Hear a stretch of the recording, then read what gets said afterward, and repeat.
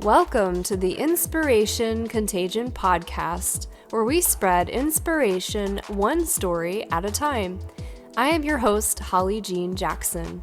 Each episode spotlights and interviews one transformational leader, their stories, and their advice for how you too can lead yourself and others through inspiration. If you are a visionary seeking to uplevel your leadership skills, then this is the podcast for you. I invite you today to spread inspiration like a contagion. Welcome to the Contagion movement.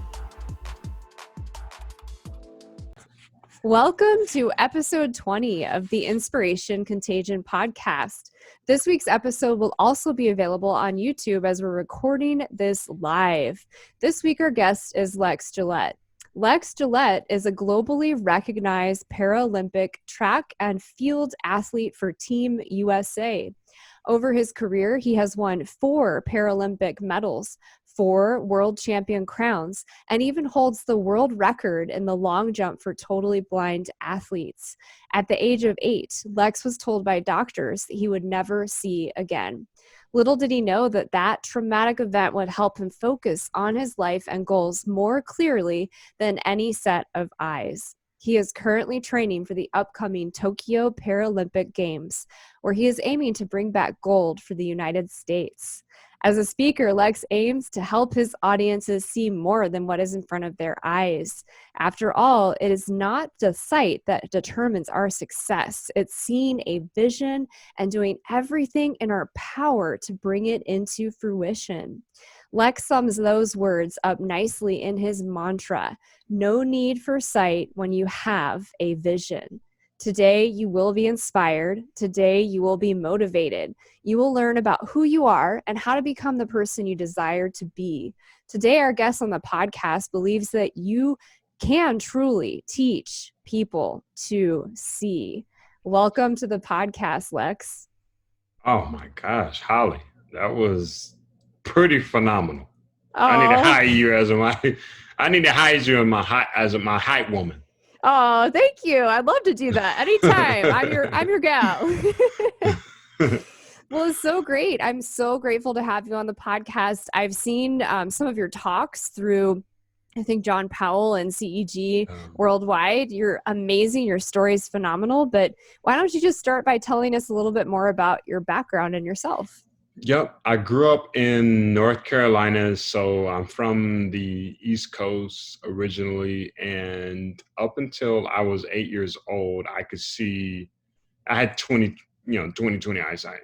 For the most part, I could see really well. And at the age of 8, I started to experience sight loss. It was something that I was like,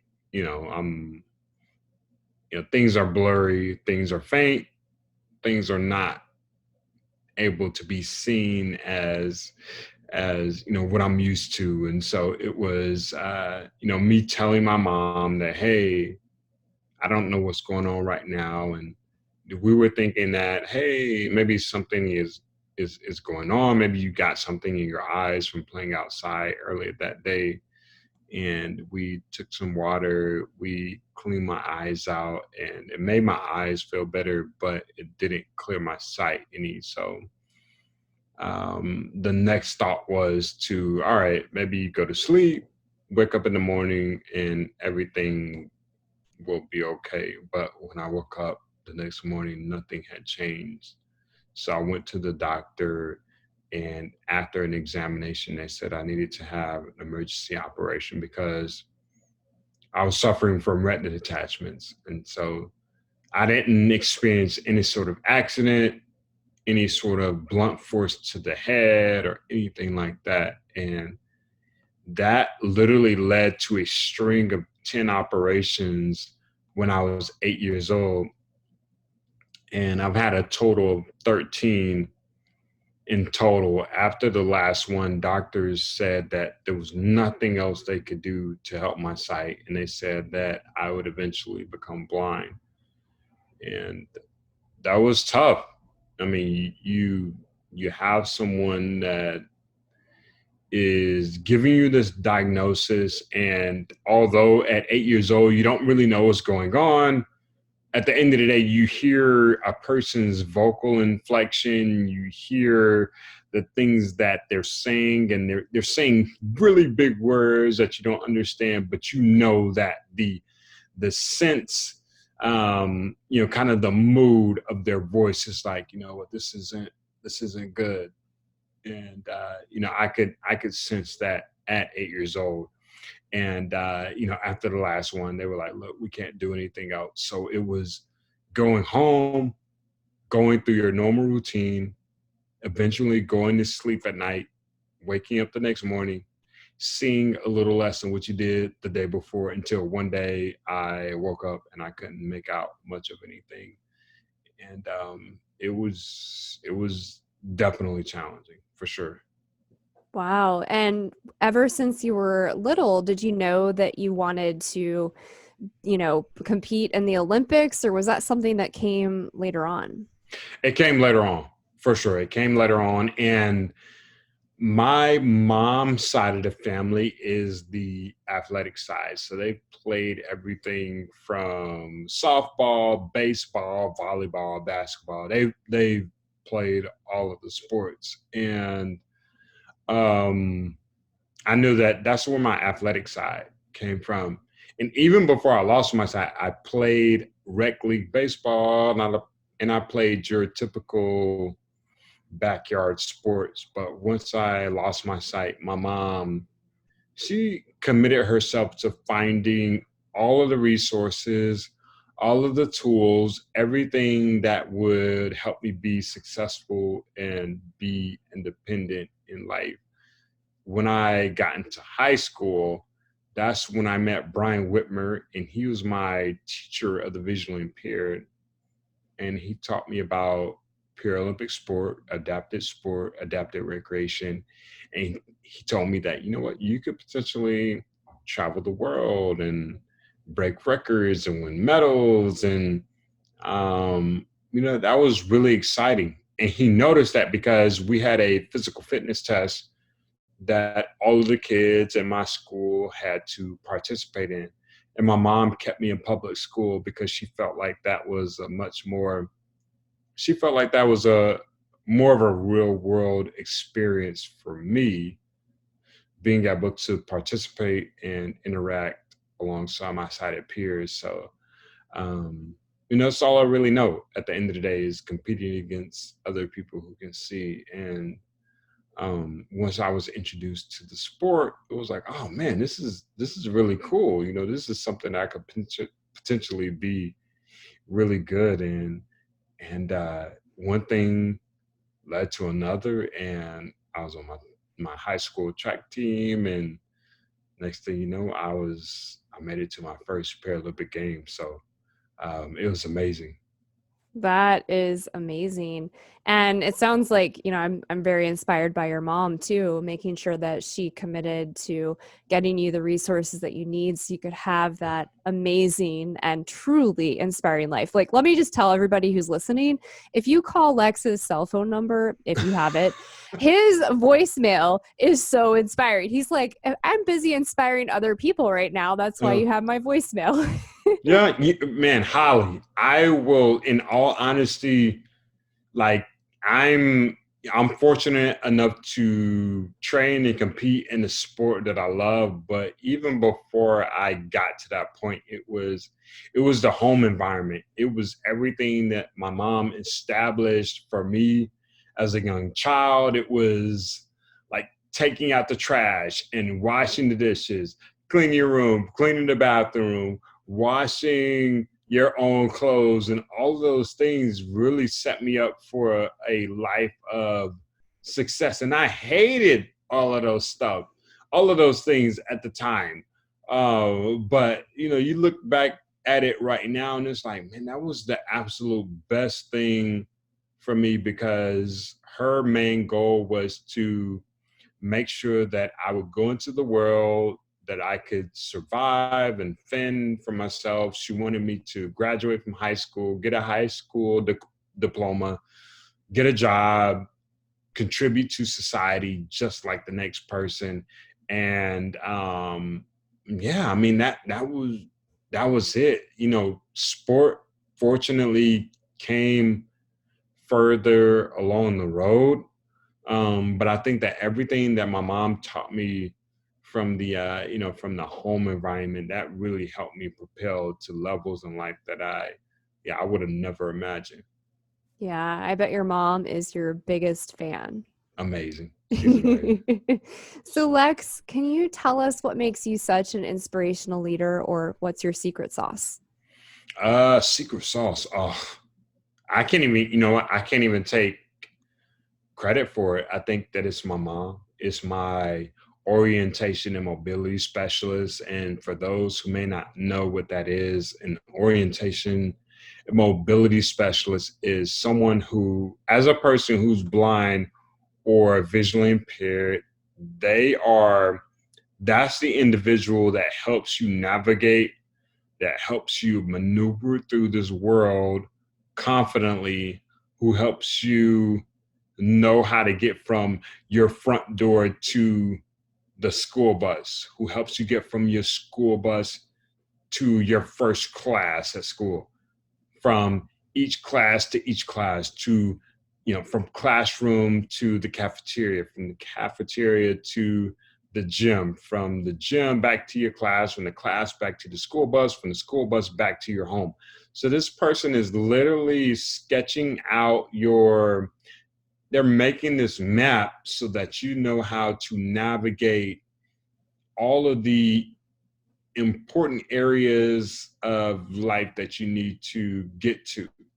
And then once you navigate those places successfully, then it is okay. Well, how can you get from your home to the grocery store?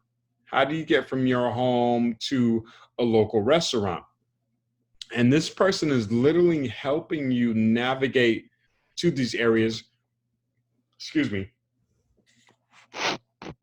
and they're helping you. I mean, they're creating this space for you in the world to let you know that you can navigate, that you can maneuver successfully and achieve everything that you need to achieve as someone who's blind or visually impaired. And for me, that that did wonders for me in terms of my confidence. I knew that I could go into the world, that I could just do absolutely everything. If I needed to go to the post office and mail a letter, I had the confidence to say, hey, can you help me purchase a stamp? Hey, can you help me write my address on this envelope? Hey, can you help me mail this out? Like all of those things, that was super huge for me. And I think that as it relates to the blind and visually impaired community, that is an important piece. I just, I can't harp on it. Uh, you know, it's just, it's really huge. At the end of the day, we are capable. We're able to do all of these things. It's just a matter of asking, and it's just a matter of having the confidence to say, you know what, I know that I can do this. Can you help me to achieve this goal so I can make sure that I'm accomplishing my goals in life. I love that. And I think a lot of us take for granted these things. And I had, I can't say I've experienced blindness, but I Yeah, had a severe concussion and it's I tough. was impaired for a year. I For couldn't sure. do a lot of things that I took for granted. And Yep. so, just for the listeners here, when you're working with somebody who's newly blind or newly impaired, I can imagine it's very scary It's and hard. discouraging. How do you keep them in a good place mentally and keep them motivated? I think that one of the big things is just letting them know that you are on their side, and just letting them know that, hey, it takes time, it's tough, it's challenging, you have different feelings, you have different emotions, and we all experience things differently. Some people Now, as it relates to sight loss, some people experience it from birth. Some people are in my boat where they experience it at 8 or 9 years old. And some people experience it when they're 35, 4 years old, 40 years old. So you never really know. But the main thing is just asking questions, and asking questions with the sole intent of finding a solution that can help he or she get to the point where they feel comfortable, where they feel confident, where they know that, you know what, I can do this. And I think that, I lost my sight when I was 8 years old. And by the time I was 9 or 10, I really couldn't make out much of anything. And I personally think that as a young child, you just, children are so resilient. They're amazing. And at that age, it's kind of like, all right, well, when you experience something of that magnitude, it's like, okay, well, mm, like as I'm maneuvering through life, like, is there anything else that could be worse than losing your sight? Like literally, is there, I mean, we have troublesome times and difficult times, but when you're able to see and then literally lose your sight, how many additional things in life are worse than that? So in comparison to someone who may lose their sight at 35, 40 years old, I think that as a child, it's totally different. Children are so amazing, they're so resilient, and when they experience that, that's really all they know. They've been on the earth 19 years, but in comparison to someone who's 35, 40 years old, they may have been holding a job for 5, 10 years. They may have a family, and it's totally different. That the spectrums is, it's totally different. So um it's definitely challenging, but at the end of the day, no matter if you're young or if you're old, if you have the willingness and the just that fervor to say, you know what, I know this is tough, it's going to be challenging, but I know that there is something beyond the horizon for me. I know that there is something that I can continue to be successful in. um I think that's the thing that keeps us motivated and inspired. As hard as it may be, there's something that you can hold on to and know that, you know what, I can still be amazing. There's still something for me in this life. Yeah, and I think it's also really interesting when you shared, what could be worse than losing Yeah. your sight. So I imagine that you and the people you work with, when they overcome that, that's really empowering because, like you said, you compete with people that have their vision. And Yeah. so it's a different playground. And Mhm. and knowing and being able to confidently navigate that is incredibly inspiring. Yeah. That's amazing.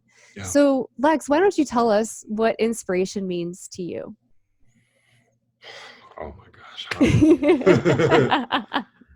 what does inspiration mean to me? I think that inspiration means that there is, no matter the situation, no matter the hardship, no matter the triumph, there is something that connects us all in a way that you may not be able to explain it verbally. You just may not be able to explain it, but people know that, you know what, I get that and I understand that. Just as human beings, there's just a certain language that we all know and we understand.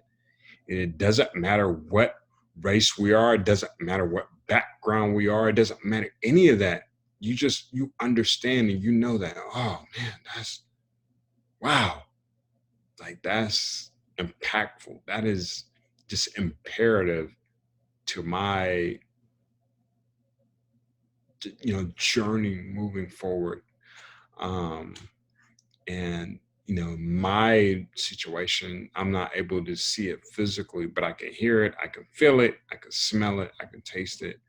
And I just think that as a human race, whatever it is, that inspiration, it speaks to us in a certain way that we're able to grasp something that is applicable to us, and we're able to use that to help us move forward and build and excel in life.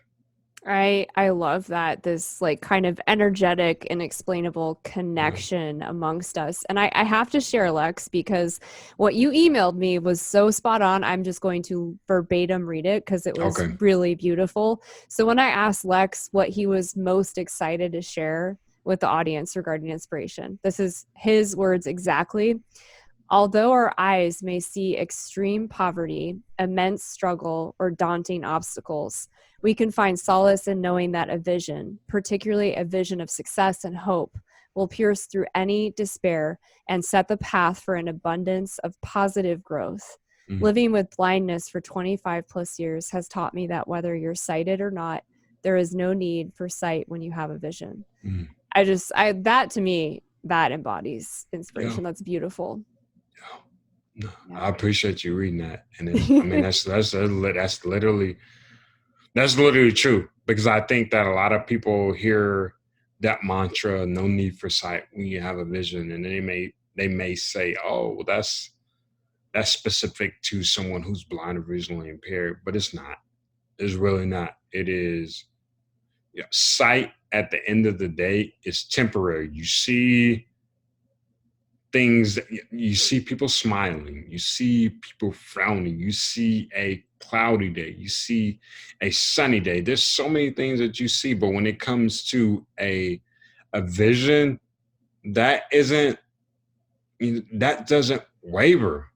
Like you see amazing things in life, what can change, what can be, how people can improve. And when you're really focused on that, it's like, you know what, that's what I see, that's what I believe, that's what I want in life. And when you can see something that isn't in existence yet, you set forth the path, the plan, the steps, and you go after that, like your hair is on fire, like you're just going. And it's like, you know what, I'm not going to stop until I see this vision become reality. I love that. So for our listeners, I hope you're listening and that I hope you're reflecting on, do you have that vision that has you're Yeah. going after, your hair is set on fire? I like that Yeah. visual description. Yeah. If not, what are you waiting for? Yeah, So exactly. yeah. So Lex, how do you define success for yourself and how did you arrive at this definition? How did I define success? Um you didn't tell me this answer. You didn't tell me this question, Holly. I did. I did. You did? I did. I didn't Yes. see it. I didn't see it. How do I define success? I think that success is doing everything that you can do in the arena of life that matters to you, being able to do the best that you can do, no matter the circumstances. I think that no matter if you have sight, if you don't have sight, no matter the circumstances, are you able to push through, to work through? Are you able to stay focused on the task at hand, the vision at hand? Excuse me. And really go after what you believe in. Um, I really think that's what it's all about. We all have obstacles. We all have challenging moments and tedious tasks, and it's hard. I mean, we all face those moments. But what are you doing to mentally and physically overcome those things? Um, I, it, I mean, it's the inevitable as we maneuver and navigate through life. You're going to face challenges, and what are you doing to overcome those challenges? And if you can get to that point where it's like, you know what, I see this, I understand this, and some of those challenges, it'll be really daunting. It'll be tough. Um, but again, do you have people that can help you overcome those things? Like your group, your circle is really huge. People who believe in you, people who are willing to support you, people who see that same vision that you have. You know, all of those things help you to achieve and excel and ascend through life. Yeah, I love that. It really does come down to that tenacity and continuing to push against those challenges as they come up. And I agree, building your community is so important because we can't know everything. We were built to live in tribes Right? and to live in community. So Yeah, you need to lean on that support system and make sure you have people lifting you up and for supporting sure. you. For Yeah. sure. Yeah. So, Lex, what challenges or obstacles did you face along your journey to success? We've talked about a couple of them. Are there any others? I think that some of the biggest ones were just, they may have been ones that I put on myself, some that I placed on myself. And so I would say that I began to lose my sight when I was 8 years old. By the time I was 9 or 10, I really couldn't make out much of anything. When I got into high school, I found out about sport, the Olympic sport, being able to compete in track and field, jump, and all of those things. And it was really good. But in all honesty, I think that when I got into college, it was more of a social maturity that needed to happen.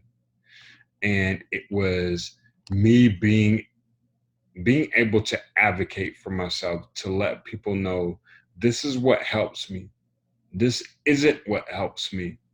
um Me literally being able to go to my advisor and say, okay, well, what classes do I need to take next semester? Is this beneficial for my class schedule? Like, what do I need to do to be in that position and not have my mom speak on my behalf? That was hard, you know? Like I mean, it was really hard. I went to East Carolina University.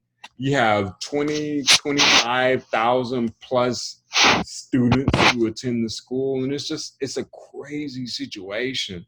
Um, and I was thrown in the fire at the end of the day. But I feel like that was the best situation for me because it was like, look, Lex, you gotta figure this out. You gotta make it happen. First and foremost, you have to get your education.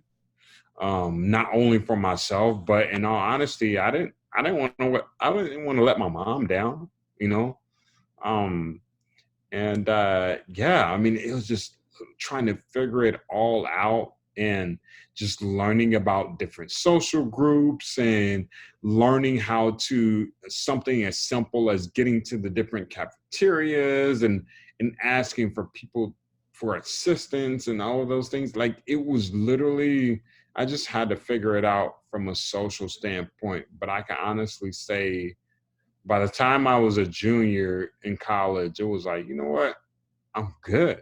Like, that home environment that my mom established for me, it gave me the confidence to know that I could step in any environment and say, I can I can make this happen. I may have to ask some questions, I may have to ask for assistance, but I can, I can do what I need to do.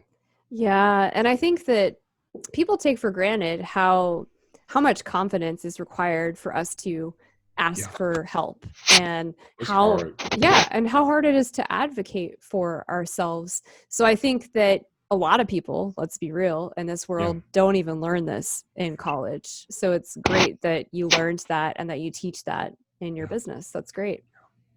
And by the way, I'm just curious, where in North Carolina did you grow up? Raleigh, North Carolina. So I don't know if you know, but I do. that's a triangle. So if you're in North Carolina, you have to, because I'm big into sports. So you have to choose either Duke, North Carolina, or North Carolina State. I'm a North Carolina Tar Heels fan. Oh, Uh, Lex, come on. We were doing so well. uh, I'm a Wolf Packer. I went there for grad what? school. Oh, you did? Yeah. Okay. That's Okay. why I was asking. I grew up Well, in. if you said Duke, it might have been a different situation. But we can let the Wolfpack slide. Okay, red is still my favorite color. It's so funny. We Yeah. were just visiting, and we were driving through North Carolina. We stopped Mhm. in Durham for barbecue, Yep. and everything is UNC Chapel Hill. And I was like, "Oh, this is Uh, painful. It's painful. It's so ingrained in us to have that but it wasn't rivalry." as bad. It wasn't as bad as Duke though. No, no, definitely not. Awesome. Okay, so Lex, you identified as a storyteller leader. So I'm going to ask you a few questions around Okay. that. Okay. So, do you believe that using stories to inspire and lead is important? I think so. I think that when you have the capacity to use a story, it provides an example. It really gives people an idea of, just a first person perspective of whatever that specific element, that skill, whatever that topic is, and they can dive into whatever it is and experience firsthand what it was like to experience whatever that situation was.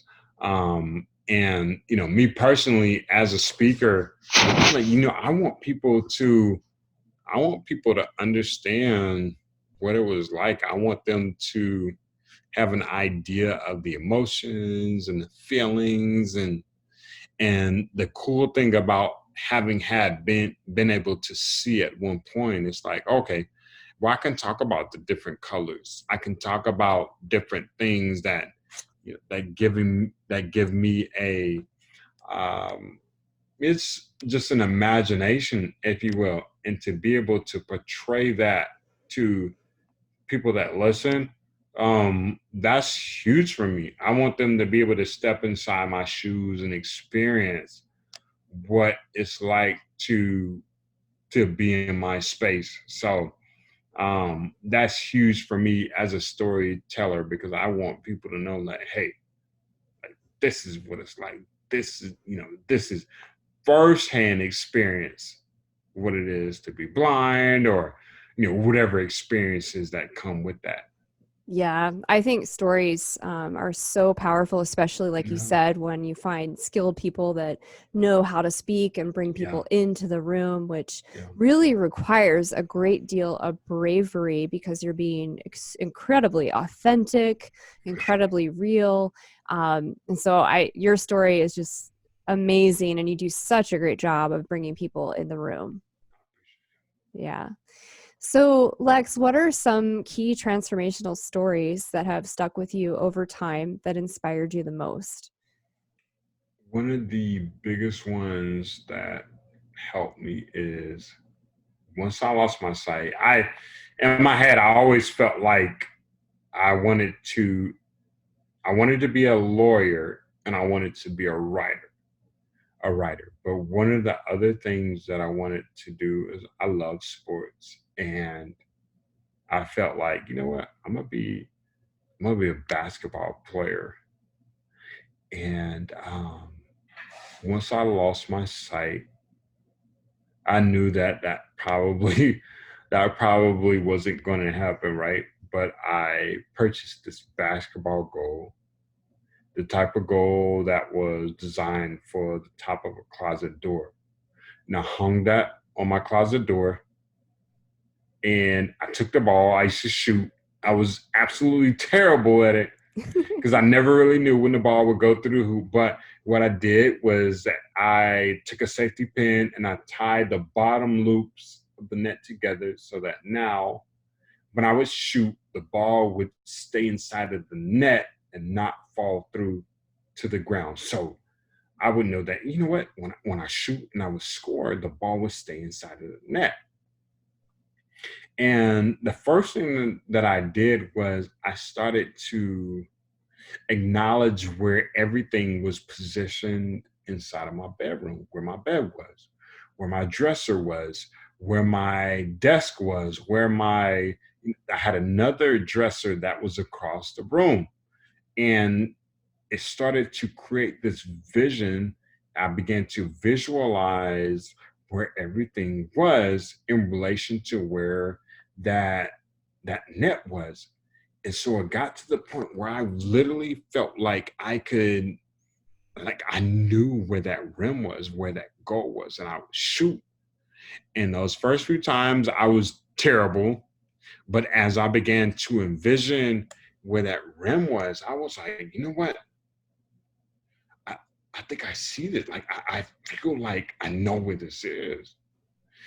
And it got to the point where as I would shoot, the ball began to go in.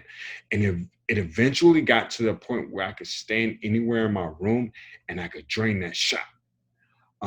So I literally I got to the point where I was like, you know what, Lex, if you can visualize where this rim is, if you can envision where this rim is, and you know where to shoot, knowing that you don't physically with your eyes, you can't see it. What kind the power that's behind that is huge. And I just I began to get really good at shooting on that rim. And so I just remember thinking to myself, if I can establish a goal,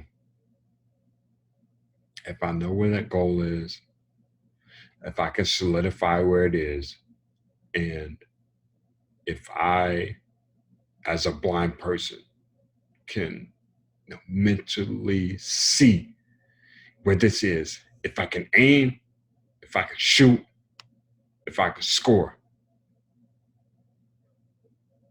like in terms of the possibilities, what can I achieve in life? What can I conquer in life? I can't see this goal. But if I can tap into my awareness where I am, spatial awareness, what can I achieve in life? Knowing that I have a goal, that I can aim, that I can shoot, and I can potentially score. I will be, no matter, I'm blind, but I will be unstoppable. Mm-hmm. I love that. I mean, and this applies to people that can see. When you have a vision, when you use, you're describing visualization, right? You're setting your goal, and right now you're talking about the basketball hoop, but that could be anything. And like you said, when you set one goal and you achieve it, and especially for a blind person to be able to shoot that hoop anywhere in the room, that's amazing. So like you said, it's setting those goals, visualizing that, achieving those, and then having that unstoppable confidence. I love that story. Yeah. So Lex, how do you use stories to teach, mentor, and lead? Because you're a speaker. So how do you use those stories? I just think that at the end of the day, stories are, that's the connection. Those are the things that really mesh us together, because at the end of the day, I'm an athlete. I compete for Team USA, and I know what it's like to stand on the podium, win a gold medal, and hear the national anthem, et cetera, et cetera. But the reality is, next person may not know what that, they may not be able to relate to that. But what we all can relate to are the emotions and the feelings that are related to that. Um, you may not get on a podium and stand on the gold medal slot or the silver medal slot or the bronze medal slot. Excuse me, but you know what it's like to experience major achievement in the arena of life that matters to you. And so that's really one of my big things. I think that when you watch the media, when you see social media and all of those things, you see athletes who they're already at the destination. And that's really cool. That's awesome. But more times than none, what did you do during the journey? How hard did you work? How many days a week did you train? How much did you run? How many weights did you lift? Like, like, what is it that propelled you to that point? Those are the things that I want to know about, because it's easy to put someone on the podium or put someone in the C-suite, in that C-suite, on that sweet C-suite level, or whatever it is. Like, it's easy to see that achievement, but I want to know what you did to get to that point. That's really important. That's really important. And so those are the things that I want to know, and those are the things that I want to explain to others, because I don't want them to think and believe that it came easy, that you can just start and get to the podium. I want them to know that you needed to sweat. You needed to put some work in. No, you needed to use your mind. And it took some heartaches and some troublesome times from a mental standpoint. It's really hard. It doesn't happen easily. But if you're willing to go through that fire and go through those challenging moments, you can overcome, you can conquer, and you can become what you see yourself to be. Yeah, that's so true, because it's easy for us to put people that we believe are successful or are heroes on a pedestal, right? And Yeah. so we separate ourselves when they're on that so-called pedestal, whether it's Yeah. subconsciously or consciously. And so when we share stories about the journey, the reality is we're all human. And Yeah. regardless of what you're building, it's not easy when you're really It's successful. not. There is a journey, there are obstacles, there are challenges. And the difference between people that reach that success summit, however they define that, and the people that don't, is they stay tuned into that vision. They do Right. the work, right? And Right. they Yes. continue, they have that tenacity and that confidence. Yeah. And so what I love about what you just shared in stories is that yes, it's really important to hear how they got there, but it also connects us and shows us that they too could do the same thing if they really found what they're Absolutely. passionate about. Yeah. Absolutely. Yeah. Great. So Lex, we're going to move on to the lightning round questions. This Oh has been gosh. amazing and I'm bad fun. at these. You'll be great. All right. So what's your favorite book? My favorite book, The Alchemist. I love that one too. That's Yes. amazing. Yeah. What networking or community group do you love most? Networking or community group? Uh, Now explain. Can this be some sort of? It could Can be this be? anything. It could It be could the be. people you surround yourself with for support. It could be your team through USA. It could be anything. Networking or community group. I would say the athlete advisory council that I'm a part of for Team USA is really phenomenal. I love that. What's the best piece of advice you could share with others today? The best piece of advice that I could share, you know what? Expose yourself to as many things as possible so that you can determine what it is that you truly love to do. Love that. And if you could share one message with the world, what would that be? No need for sight when you have a vision. It's not the sight that is the determining factor in our success. It is our ability to see a vision, to see beyond the horizon, to see things before they exist, to be able to set plans, to bring that vision into fruition. I love that. So find your vision, people, and start taking action towards it. That's amazing. Yes. And what's the legacy you wish to leave behind? The legacy. Oh, that's a hard one. I would, what, at the end of the day, I just want to, I came here on earth.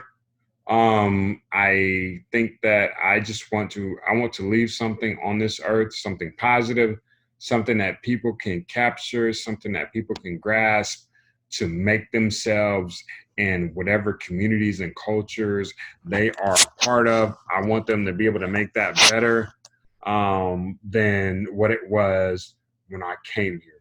So, yeah. Beautiful.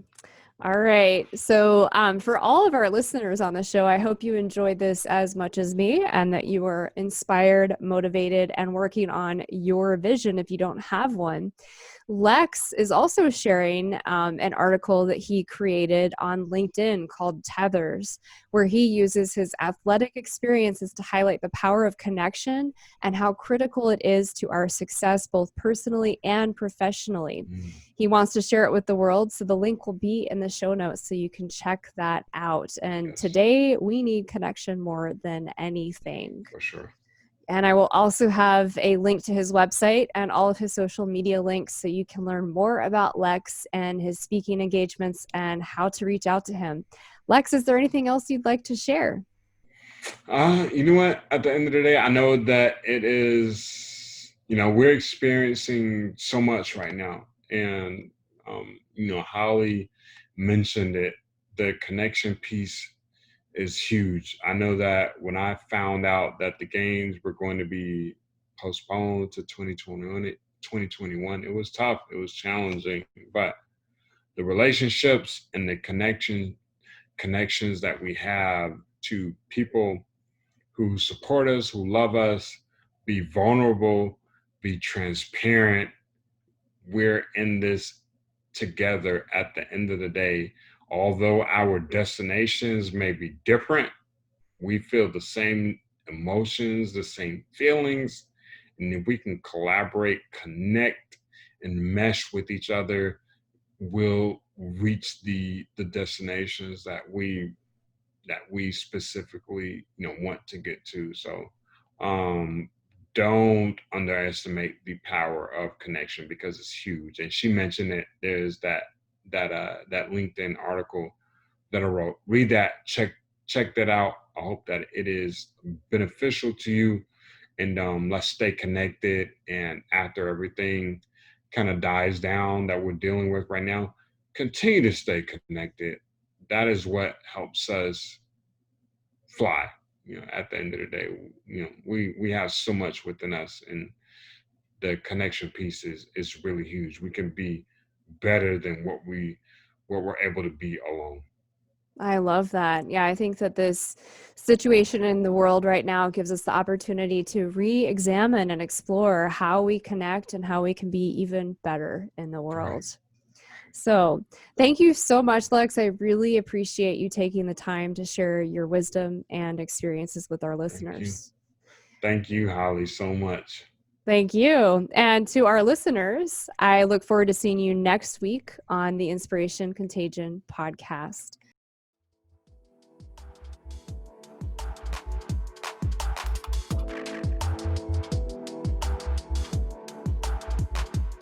Thank you for joining the show today. I hope you were inspired. More importantly, I hope you take action. What is one thing you can do in this moment that will inspire someone? Without action, nothing changes. Be the change you wish to see in the world. If this show truly inspired you, we ask that you share it through your network. Help us spread the light and inspiration in the world. I look forward to seeing you here next week.